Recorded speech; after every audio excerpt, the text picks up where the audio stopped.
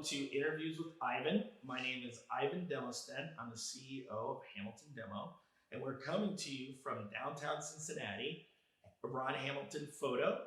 And we're going to bring to you some interviews and conversations from people within diversity and inclusion and other business leaders and nonprofit leaders.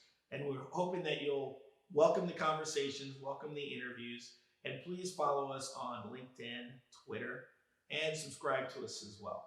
Any and all feedback is appreciated. Thank you so much. Yvan Demosten here with Hamilton Demo in downtown Cincinnati, and I'd like to welcome Chris Owens with me this morning from Taylor Oswald. How are you, Chris? I'm good, and yourself? Good morning. Doing great, my friend. Thanks great, it's Friday. Yeah, great morning. So again, thanks for joining us. Risk advisor with Taylor Oswald. I know you pretty well, but please tell us a little bit about yourself and what you do with Taylor Oswald. Sure. Once again, my name is Chris Owens. I'm a risk advisor with Taylor Oswald here in Cincinnati, lifelong Cincinnatian. You know, of course, we got to throw out the high school, Summit Country Day, Miami University, Xavier for my MBA. So about a year and a half ago, Taylor Oswald, which is a risk management insurance firm, also minority owned, decided to open up an office and expand into Cincinnati, and therefore I am the Cincinnati office here. Just kind of got my feet wet into the insurance business, been in banking, previously worked for the Cincinnati Chamber of Commerce for 5 years. So really just love to see what I can do to help build a minority brand here. So Taylor Oswald, we deal with, we look at a global risk from property and casualty, employee benefits or group benefits, 401k, and life insurance. All right, that sounds great. So for people who don't really know what that is, tell us how you help, using those things, how you help small businesses. Sure. So property and casualty, essentially for businesses, is your general liability, your slips and falls, your property, your umbrella, your business auto. But then you also have things such as cyber liability, directors and officers, employment practices. So things that, essentially you want to make sure that your business is running smoothly. And, if there's any unforeseeable losses, that's what insurance is there to help protect you or to make you whole again. Yeah, that's great. So you mentioned that you're a minority-owned business. Do you help minority-owned businesses, women-owned businesses, etc.? Yes. So being an African American-owned business, diversity and inclusion is a very important focus for Taylor Oswald. And not only do we help minority businesses, but we also help any organizations, nonprofits, for-profit businesses that are either have a diversity and inclusion initiative already in place, or they're trying to be more inclusive and diverse in terms of their supplier diversity. So Taylor Oswald, not only can we give the best in class of service, but as an added value, we can be seen as a minority vendor for these companies. Yeah, and I've had the opportunity to overhear you speak with some people about what you do and your approach. Tell us a little bit about how you like to approach an organization and a contact and work within that organization. No, so typically your broker is a transaction. To buy insurance, just like if you're buying car insurance, just like you buy home insurance, it's a transaction. What we try to do is to be a resource to businesses. Sure, we can help you broker and buy your insurance, but we try to go one step further and say, how can we be a resource to you? How can we help you get more choice and control on how you buy your insurance? How can we put in procedures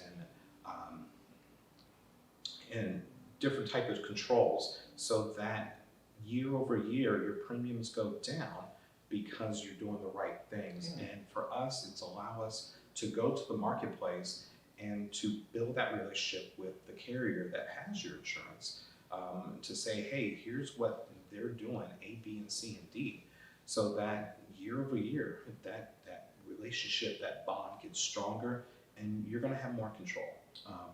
It's just for us to say, hey, how can we just be an extension of your business instead of just being just a transaction? Yeah, sounds like an opportunity for businesses. You help businesses also run a little bit more efficiently Yes. and to save money. Yeah, exactly. Year to year, we're trying to help you save more money, especially for like a nonprofit. We understand that nonprofits don't have the means like a for-profit business. So therefore, how can we help take that burden, that shoulder of risk insurance off of them so that they can focus more on other business priorities? Yeah, share a little bit more. I know you do a lot with nonprofits. I've seen and been part of you around town on sitting on boards, etc. Share a little bit more about what you do with nonprofits as well. Well, with nonprofits, like I just spoke of earlier, we find ways to help them take the burden off their shoulders of risk.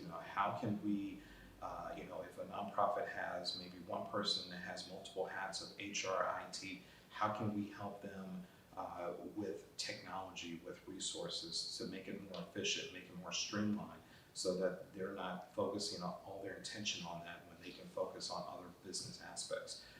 As well as our company, we like to give back to our nonprofits. It could be attending a gala, it could be a day of giving where we volunteer our services. During COVID, we gave to the Free Store Food Bank here and built donations to do that. Whatever we can, we serve on boards, so we make sure that we're on boards. I'm on 5 nonprofit boards. 5, huh? 5. So that we can give back to the communities that they serve, because we understand that their work is very important. Yeah, no, that's great. And so let me step back a little bit, because you mentioned your work with organizations and companies that are diversity owned.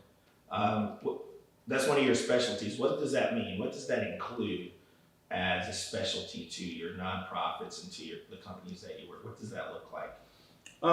Well, to be a specialty or a niche, so our niche is a nonprofit, real estate, construction, professional services, healthcare, and manufacturing. So therefore, we understand how the market is current. How is it evolving? What does the future look like? What are some things that are hardening in the market? What's making it tough? For example, COVID. With the things going on with COVID, we understand what is happening in the marketplace due to the effect of COVID. So therefore, as us being experts in those niche markets, we understand what is going on, within their industry from an insurance and a risk perspective. So we can't be the jack of all trades for every industry, but we focus on those to make sure, and we have people in place, a team of people that talk to the carriers and talk to other organizations daily, so they understand what's going on. Yeah, so COVID's impacted our whole world. Mm-hmm. So tell me some of the things that you're seeing or things that these companies should be aware of that they may not be aware of right now that you help them with. Yeah, so there are, during the COVID time, we actually came up with a bunch of resources, and it's free it doesn't matter if you're a client or a company who we might be looking to get to know better. It's called Back to Business materials, and included in that are some of the emerging evolving risk that has been brought due to COVID. For example, cyber. As companies are looking to do more virtual and for employees working at home, you don't have that support of IT when you were in the office. Now you have to rely on your home internet service, in that the cyber hackers, or what we call bad actors, they see that more as an opportunity now to somehow find a back door through your system to get into your organizations. And by doing that, then they're going to hold your data for ransom. And the average ransomware, for example, is $224,000 a claim. You have directors and officers, so for nonprofits, if they're making the wrong decision, they can have a suit brought upon them. Employment practices, of course, with COVID, companies are either putting employees on furlough, or they're letting them go, or they're being terminated. And you have to make sure that your employment practices coverage is up to date, because there's going to be suits coming out of people saying, hey, you let XYZ come back, but not me. Yeah. And I feel like I'm been discriminated. So those are typically ones that we are seeing that are gaining the most traction during this time. And those are one of our focus, and we have an exec risk team that can actually kind of take a deeper dive into your policies about those. Yeah, I know that you have some resources in your team. Sometimes they go on site and help people too, right? They make assessments. And yes, yeah, we have a loss control team that if you have property like a brewery or a manufacturing facility where they can go and give their expertise and advice on how you can manage your risk a little bit better and find ways to work with your underwriter to get your premiums down, especially for your rates and property. Yeah, it sounds like an opportunity for you. There are a lot of breweries here in Cincinnati. Maybe you can invite me to one of them. And we can I think we could probably go to a couple of them. Yeah, fantastic. So, what other things can you tell us about Taylor Oswald for those that may be interested, maybe in need of your services, companies that are trying to figure out the next steps in whatever diversity initiatives, So supplier diversity. So I'll give a quick rundown of Taylor Oswald, the history. So Taylor Oswald's been around for 10 years. What was the cause of the formation of Taylor Oswald is we have a partner company called the Oswald Companies. They've been around for 127 years and also headquartered in Cleveland.